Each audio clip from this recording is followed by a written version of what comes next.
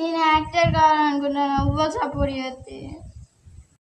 దేవుడా నువ్వు ఇతని పేరు అభినందు. నాకు దిక్కు. ఇతని పేరు అజయ్.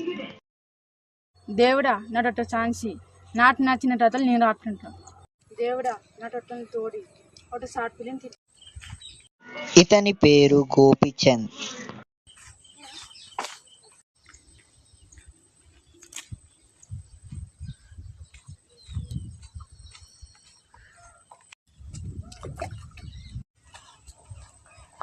ఎవరా ఎడవుకున్నావు?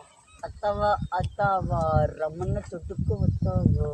ఇత్తవా ఇత్తావా అడిగిన అన్ని ఇత్తావా.